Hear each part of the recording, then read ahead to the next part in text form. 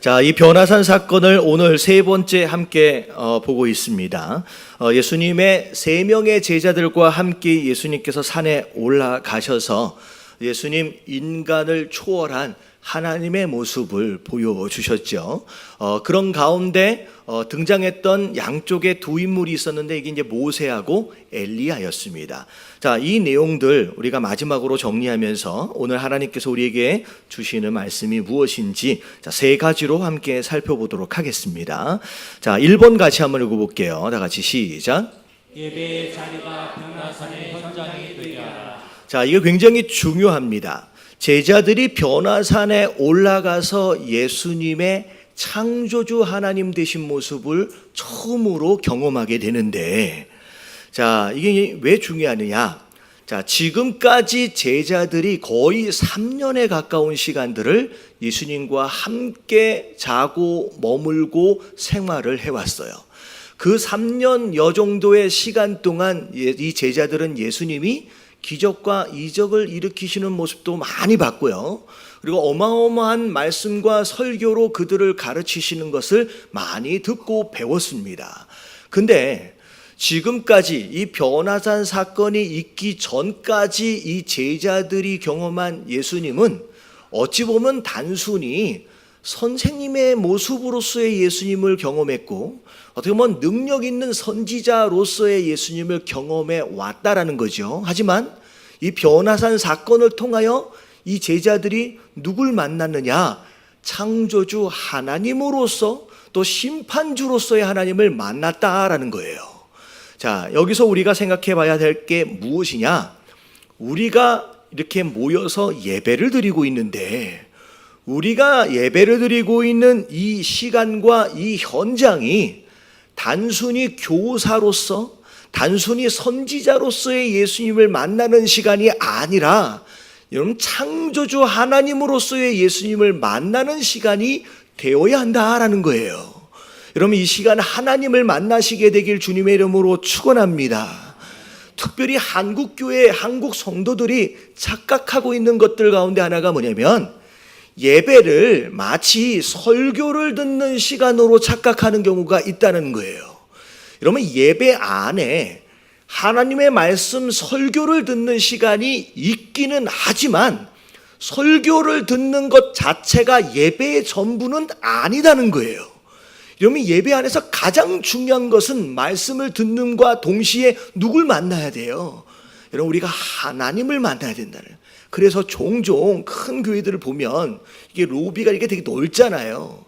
그러면 예배를 참석한 집사님들, 성도님들이 이 로비 안에서 막 담소를 나눠요. 근데 한참 담소를 나누다가 어떤 경우가 있냐면 집사님 설교 시작했어. 빨리 들어와. 여러분 이 표현은 예배를 그냥 뭘로 알고 있는 거예요? 여러분 설교를 듣는 시간 정도로 알고 있다라는 거예요. 여러분 많이 배우고 많이 아는 것으로 인하여 우리의 삶이 변화되어지는 게 아니에요. 여러분 우리의 지식이 우리를 변화시키는 게 아니라 우리가 누굴 만나야 변화가 되어지느냐? 여러분 하나님을 만나야 우리가 변화되어지는 줄로 믿습니다. 여러분 예배의 시간은 공부하는 시간이 되어져서는 안 돼요. 그래서 사실 저희 교회는 특별히 말씀을 굉장히 중요하게 강조하고 있는 상황에서 이게 주보를 보시면 여기 오늘 말씀에 대한 정리가 쭉 돼 있고요. 심지어 중간중간에 보면 블랭크가 있어요. 여기 이렇게 말씀을 들으면서 이렇게 채워보라고. 여러분 이거는 공부하라고 제가 제공하는 게 아니라 어떻게 해서든 말씀을 한 자라도 더 기억하고 우리의 마음 안에 각인시키도록 위해서를 제공하는 것이죠. 여러분 예배가 그냥 말씀을 공부하는 시간이다 마치 강의를 듣는 시간으로 생각해서는 안 되는 줄로 믿습니다. 그래서 한 번은 그런 적이 있어요. 제가 뒤에 나가면서 이렇게 악수를 하는데 우리 오늘 처음 오신 분인 것 같아요. 교회를 잘 모르시는 분 같아요. 나이 드신 분이 저랑 악수를 하면서 목사님 오늘 강의를 잘 들었습니다. 이러고 나가시더라고요. 그럼 많은 성도들이 여러분 예배 시간을 강의를 듣는 시간, 여러분 설교를 듣는 시간으로 아는데 여러분 이 시간은 공부하는 시간이 아니라 누굴 만나는 시간이다. 여러분 하나님을 만나는 시간이 되어야 하는 줄로 믿습니다. 옆에 계신 분들에게 인사 좀 해주세요. 하나님을 만나야 된답니다. 시작. 여러분 이게 가장 중요해요. 그래서 여러분 구약 성경에 보면 이사야라고 하는 선지자가 여느 때와 마찬가지로 성전 안에 들어와서 정해진 규례를 따라서 향도 피우기도 하고 촛불도 갈기도 하고 막 이렇게 해요. 근데 그날따라 하나님께서 특별하게 이사야 선지자를 만나주세요. 여러분 그냥 규례를 따라 드려진 예배와 하나님과의 만남이 있는 예배는 전혀 달라요. 여러분 아무리 많은 예배를 드려도요, 그냥 규례를 따라 순서를 따라 형식을 따라 드리는 그런 예배는요, 그냥 아무런 변화가 없어요. 근데 딱 한 번의 예배를 드려도 그 예배 현장에 하나님의 임재하심이 있고 그 하나님과의 만남이 있으면 여러분 그 한 번의 예배가 그 사람을 변화시키는 거예요. 이사야가 하나님을 만났어요. 어마어마한 임재 가운데 천사까지 보여주셨어요. 그럴 때 이사야가 뭐라고 했는지를 보세요. 이사야 6장 5절을 보면 하나님을 딱 만나는 순간 화로다. 나여 망하게 되었도다. 나는 입술이 부정한 사람이다 라고 고백해요.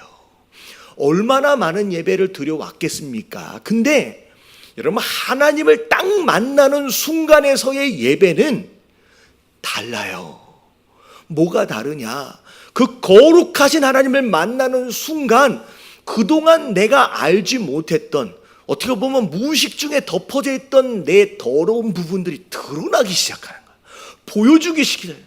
어떻게 보면 말씀을 들으면서 그런 사람들이 있어요. 이 말씀은 우리 남편이 들어야 되는데, 우리 아내가 들어야 되는데, 여러분 이런 생각하고 있는 사람이 있는데, 여러분 예배 안에서 하나님을 만나고 있는 사람은 남의 죄가 보이는 게 아니에요. 누구의 죄가 보여요? 내 죄가 보여요. 내 죄가 보이기 시작하는 거예요. 여러분 이 이사야 선지자가 어디서 뭐 큰 죄를 저질렀겠습니까? 여러분 우리보다 훨씬 더 거룩한 사람임에도 불구하고 그 하나님을 만나니까 내가 얼마나 더러운 사람인지가 깨달아지는 거예요. 여러분 이게 진정한 회개의 모습이고 이게 하나님을 만난 사람의 예배의 모습이다라는 거예요. 여러분 이 모습이 우리 안에 있어야 되는 줄로 믿습니다.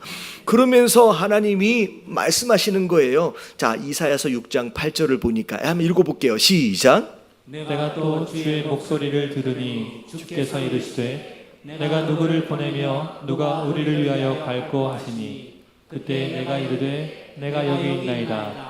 나를 보내소서 하였더니. 하나님이 뭐라고 말씀하시냐? 내가 누구를 보내고 누가 우리를 위하여 갈고 라고 부르시는 거예요. 그럼 이 말씀을 통하여 결국은 하나님의 음성을 듣는 거예요. 나를 지금 부르시는구나. 여러분 이 이사야가 이 딱 한 번의 하나님의 부르심으로 인하여서 정말로 이 인생이 사명자로 완전히 뒤집어지게 되는 그런 사건을 맞이하게 되는 거예요. 그래서 여러분들 매주일마다 와서 예배를 드리는 건 너무 중요합니다. 내가 있어야 할 자리를 지키고 채우는 것도 너무 중요해요. 근데 여러분 자꾸 공부하고 학습하려 하지 마시고 여러분 이 예배를 통하여도 말씀을 통하여 모든 순서들을 통하여 여러분 하나님을 만날 수 있는 저와 여러분들 되시길 주님의 이름으로 축원합니다. 그래서 성경에 보면 하나님을 만난 사람들이 참 많아요. 제가 여러 인물들을 제가 소개를 해드리는데 특별히 모세 같은 사람들을 보면 여러분 모세가 하나님을 처음부터 알고 있었어요. 근데 가시떨기 나무에서 모세가 하나님을 딱 만날 때 그때 하나님이 모세를 향하여 뭐라고 말씀하시는지를 보면 자 출애굽기 3장 6절을 보면 뭐라고 소개해요? 내 조상의 하나님이니 아브라함의 하나님, 이삭의 하나님, 야곱의 하나님이다 라고 소개를 해요. 근데 이 말씀을 보면 우리 조상, 모세 조상의 하나님이잖아요. 다시 말하면 이미 들어서 알고 있던 하나님이에요. 근데 지식으로 알고 있던 그 하나님은 이 모세를 변화시킬 수가 없었어요. 근데 떨기 나무에서 직접 그 하나님을 대면하는 순간 모세 인생이 완전히 뒤집어진다는 거예요. 다시 말하면 머리 안에 들어와 있는 지식적인 하나님은 나를 변화시킬 수가 없어요. 그 하나님을 인격적으로 만나야지만 내가 변화되어질 수 있다라고 하는 거 여러분 깨달아지시길 주님의 이름으로 축원합니다. 옆에 계신 분들에게 마지막으로 한번 인사 좀 해주세요. 공부하지 마시고 하나님을 만나야 한답니다. 시작. 네. 자, 그리고 두 번째 하나님 우리에게 주시는 말씀입니다. 자, 2번 같이 한번 읽어볼게요. 다 같이 시작. 초막 찍고 살자고 산에 올라간 것이 아니다. 네. 자, 이게 무슨 얘기냐? 창조주 하나님을 이 베드로가 만났어요. 이 세 제자들이 만났어요. 너무 행복했어요. 막 흥분하는 거예요. 그러면서 이 베드로가 뭐라고 얘기하느냐? 너무 행복하니까 주여, 우리가 여기 있는 게 너무 좋습니다. 그러니까 주님이 원하신다라고 한다면 뭐 하자는 거예요? 여기다가 초막 셋을 짓도록 해주십시오. 이 얘기는 여기가 너무 좋으니까 그냥 여기다가 집을 짓고 뭐 하자는 얘기예요? 살자는 얘기예요. 다시 말하면 내려가지 말자는 얘기가 되는 거예요. 근데 예수님이 이 베드로에게 그럼 좋으면 여기다가 3개 지어 라고 말씀하셨느냐? 자, 예수님 뭐라고 말씀하셨느냐? 아니라는 거예요. 아니라는 거예요. 자, 9절을 말씀을 보면 뭐라고 얘기하느냐? 자, 9절 줄 쳐진 데만 읽어볼게요. 시작. 그들이 산에서 내려올 때에. 자, 그들이 어떻게 했대요? 산에다가 초막을 짓고 살았다가 아니에요. 산에서 뭐 했어요? 그럼 내려왔어요. 여러분, 예배를 드리는 이 순간, 이 현장이요, 창조주 하나님을 만나는 시간과 장소가 되어지면 우리가 그야말로 행복할 수밖에 없어요. 여러분, 시간 가는 줄을 모르는 거예요. 우리 교회 예배가 조금 길어요. 오늘 처음 오신 분은 되게 당황하실 것 같은데, 여러분, 길어도요 2시간이 되고 3시간이 돼도요, 여러분, 이게 시간 가는 줄 모르는 거예요. 왜냐하면 그분을 만나고 있기 때문에 내가 너무 행복한 거예요. 할렐루야. 뭐 그렇다고 2-3시간까지는 안 가요. 걱정하지 마시고. 근데 아무리 행복하고 좋다라고 할지라도 여러분, 여기에 초막 짓고 살면 돼요, 안 돼요? 안 된다는 거예요. 산에 올라간 이유는 다시 내려오기 위해서예요. 왜? 내려와서 우리가 할 일이 있기 때문입니다. 우리가 예배를 들어와서 하나님께 예배를 드리며 은혜를 받는 이유는 예배당 안에 머물러 있기 위해 오신 게 아니라 우리가 예배당을 떠나서 나아갈 장소가 있기 때문에 우리가 예배관 안에 와 있는 줄로 믿습니다. 우리가 할 일이 있다라고 하는 거예요. 그래서 우리가 나가서 할 일, 어떻게 보면 오늘 우리가 이제 탄자니아 선교팀이 이제 출발을 하는데 그런 거예요. 교회가 세워진 목적이 뭐냐? 그럼 전도와 선교예요. 우리가 예배를 드리는 목적이 뭐냐? 우리가 신앙생활을 하는 목적이 뭐냐?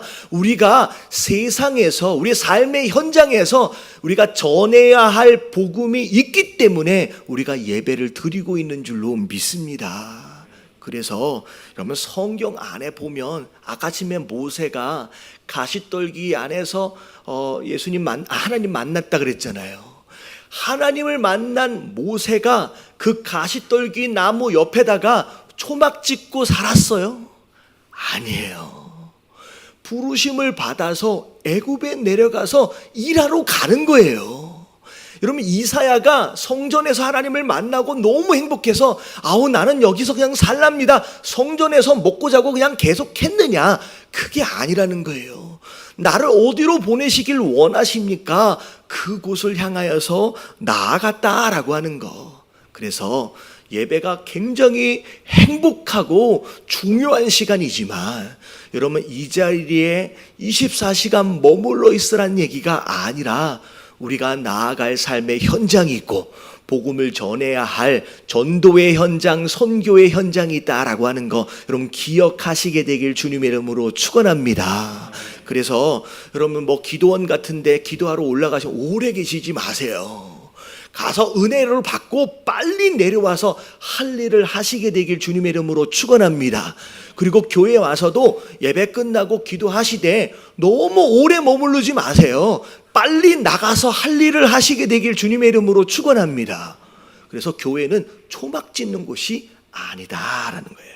자, 마지막 세 번째입니다. 자, 3번 같이 한번 읽어볼게요. 다 같이 시작. 지나고 난 뒤에 후회하지 말자. 자, 산에서 내려오면서 제자들이 예수님께 물어보는 거예요. 자, 10절을 보면 그러면 어찌하여 서기관들이 엘리야가 먼저 와야 한다고 얘기합니까? 서기관이라고 하는 것은 말씀을 많이 잘 아는 사람들이에요. 엘리야에 대해서 얘기한다는 거예요. 그러니까 메시아, 구원자가 오기 전에 먼저 엘리야가 와야 된다라고 얘기하는데 예수님 이것에 대해서 어떻게 생각하십니까? 라고 물어본 거예요. 자, 그랬을 때 사실 구약의 말라기 4장 5절에 보면 이 말씀이 있습니다. 같이 한번 읽어볼게요. 시작. 보라, 여호와의 크고 두려운 날이 이르기 전에 내가 선지자 엘리야를 너에게 보내리니. 네, 이미 말씀하셨어요. 구원의 날, 어떻게 보면 예수님이 오시기 전에 엘리야가 이 땅에 와야 된다라고 먼저 말씀하셨잖아요. 그러니까 예수님이 뭐라고 말씀하셨냐? 맞다. 자, 엘리야가 과연 먼저 와야 된다. 그래야 이 모든 회복이 일어날 것이다 라고 말씀하시는 거예요. 그런데 그 다음 말씀이 중요해요. 자, 12절 같이 한번 읽어볼게요. 시작. 내가 너희에게 말하노니 엘리야가 이미 왔으되 사람들이 알지 못하고 임의로 대우하였도다. 인자도 이와 같이 그들에게 고난을 받으리라 하시니. 엘리야가 이미 왔다는 거예요. 이미 왔다는 거예요. 근데 사람들이 알아보지를 못했다는 거예요. 그래서 함부로 대했다는 거예요. 심지어 여기서 말하는 인자는 예수님이에요. 예수님이 이미 왔음에도 불구하고 사람들이 알아봐요, 못 알아봐요? 못 알아본다는 거예요. 그래서 고난 가운데로 끌고 간다는 거예요. 자, 그제서야 13절 그제서야 제자들이 예수님 말씀하시는 그 엘리야가 누구인지 알았어요. 아, 세례 요한이었구나. 구원자가 오기 전에 먼저 와야 할 그 엘리야가 세례 요한이었구나라고 하는 것을 그제서야 알았다는 거예요. 그제서야 깨달았다는 거예요. 여러분, 여기서 말하고 있는 그제서야 이미 세례 요한은 어떻게 된 상태예요? 죽어버렸어요. 세례 요한이 살아있을 때는 그가 누군지를 몰라고 그냥 지나가는 거예요. 죽고 난 뒤에야 이제야 깨닫는 거예요. 심지어 인자 되신 예수님조차도 살아계실 때에 사람들이 알아봤어요? 못 알아봤어요? 못 알아봤어요. 언제야 알아봐요?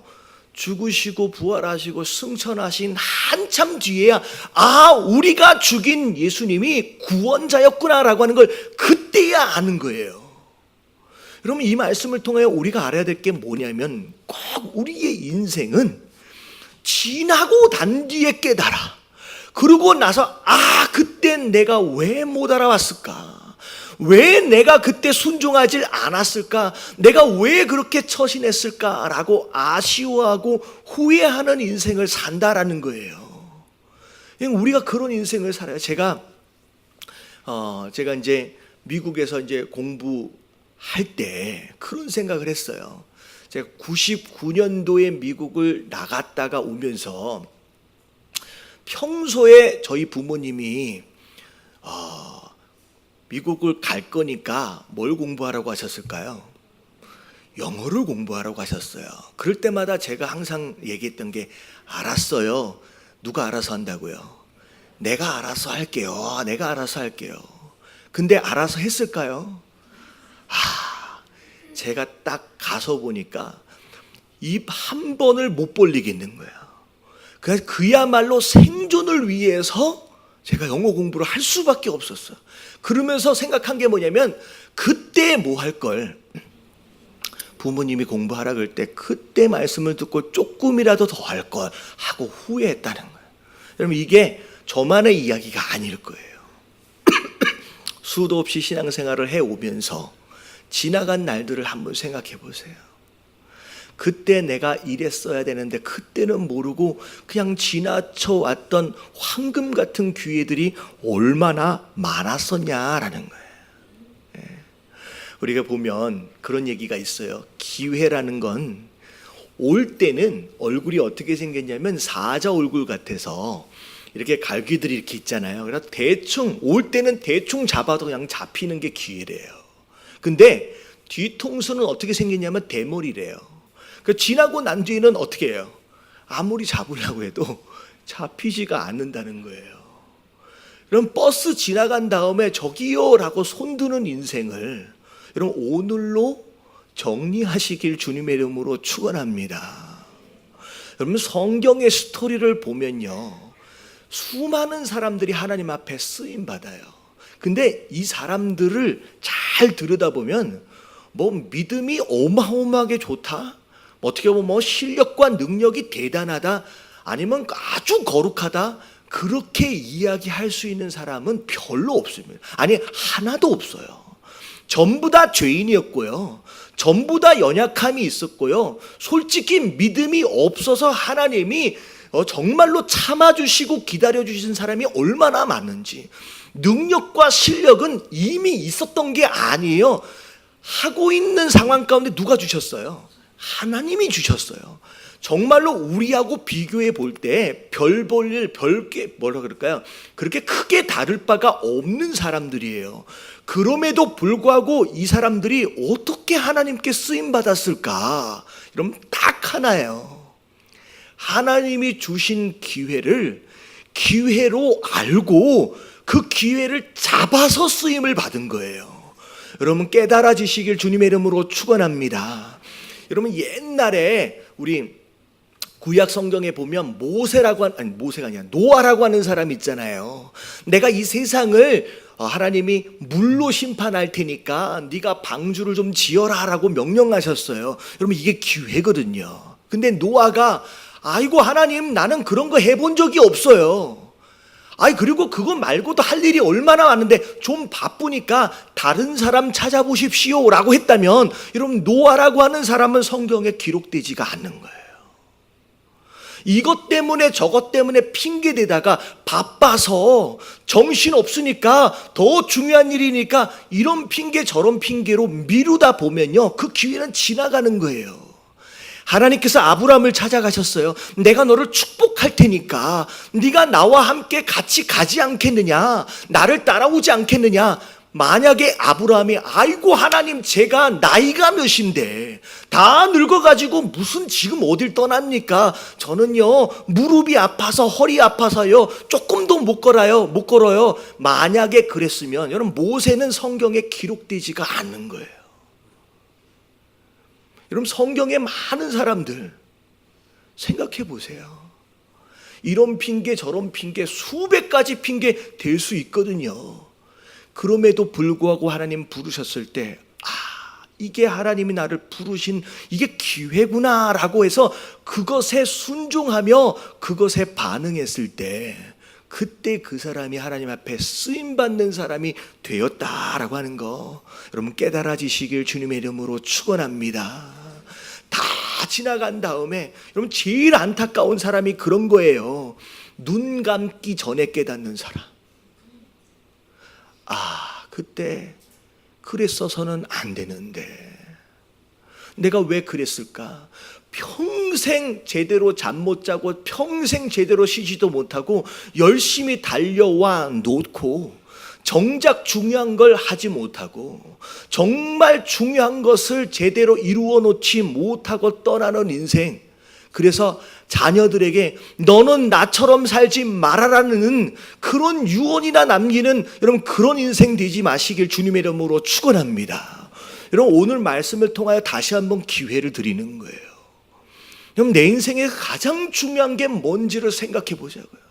제가 전에 섬기던 교회 담임 목사님 신수근 목사님이 대신 계기가 있었는데, 여러분 그분이 사업을 하시면서 뭐 빌딩도 세우고 뭐 빌딩도 갖고 뭐 여러 가지로 뭐 되게 잘 되셨대. 근데 이것저것 세우다 보니까 결국은 내가 마지막 순간에 이 몇 개의 건물을 가지고 있는 것으로 내가 마무리한다라고 한다면, 내 인생을 마무리한다라고 한다면 과연 내가 행복할까?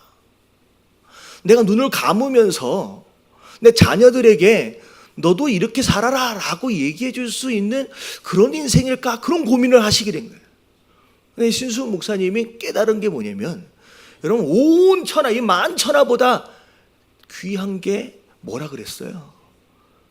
한 영혼이 온 만천하보다 더 귀하다라는 그 마음이 확 들어오면서, 아, 내가 이 건물이나 내 사업에 투자할 게 아니구나. 가장 소중한 것을 살리고 내가 가장 중요한 일을 내가 해야 되겠구나라는 생각에 목사님이 되셨어요. 제가 이런 얘기를 하니까 다 목사라 되라는 얘기는 아니에요. 여러분 곰곰이 생각해 보세요. 내가 내 자녀들에게 내 인생에 이 일만큼은 정말로 의미 있고 가치 있는 일이었다라고, 너도 한번 해봐라 라고 권해줄 수 있는 일을 나는 과연 하고 있느냐라는 거예요. 여러분 어떻게 보면 좋은 인생을 살아보시고, 의미 있는 인생을 살아보시고 좋은 유언으로 여러분 남겨줄 수 있는 저와 여러분들 되시길 주님의 이름으로 축원합니다. 우리 선교팀 어제 숙제를 내줬어요. 무슨 숙제냐? 선교를 나가기 전 마지막 숙제가 유언장을 쓰고 나가는 거예요. 물론 하나님의 인도하심으로 인하여 건강하게 다시 돌아올 것을 기대하면서 갑니다. 하지만 우리는 하나님의 뜻을 몰라요. 자, 가서 어떤 일이 일어날 수 있어요. 여러분 혹시나, 제가 지금 말씀드려요, 혹시나 우리가 이상한 단체에 억류되어져서 사로잡히게 되면 여러분 협상하지 마십시오. 그냥 우리는 죽으러 가는 거예요. 할렐루야. 우리 팀들 다 그렇게 동의하시죠? 이거 동의를 안 해주시면 안 돼요. 우린 죽으러 가는 거예요. 괜히 거기서 울며 불며 질질 짜면서 한 번만 살려주세요, 우리 그렇게 안 할 거예요. 그냥 갈 거예요. 그냥 부르시면. 근데 유언장을 써면서 뭘 기억하자는 얘기냐? 진짜 중요한 일, 진짜 의미 있는 일에 헌신하다가 가는 그런 삶이 정말로 되어야 한다라고 하는 거. 여러분 우리 예담교회 성도들은 이런 핑계, 나는 늙어서, 나는 바빠서, 나는 시간이 없어, 여러분 이런 핑계 대지 마시고, 여러분 마지막 이런 말씀들이 있어요. 여러분 내가 닳아서 없어질지언정 녹슬어서 없어지는, 녹슬어서 쓰지 못하는 그런 인생은 안 되는 게 우리 성도의 인생의 방향인다라고 하는 거 여러분 깨달아지시고, 여러분 그렇게 살아갈 수 있는 저와 여러분들 되시길 주님의 이름으로 축원합니다. 자, 말씀 정리합니다.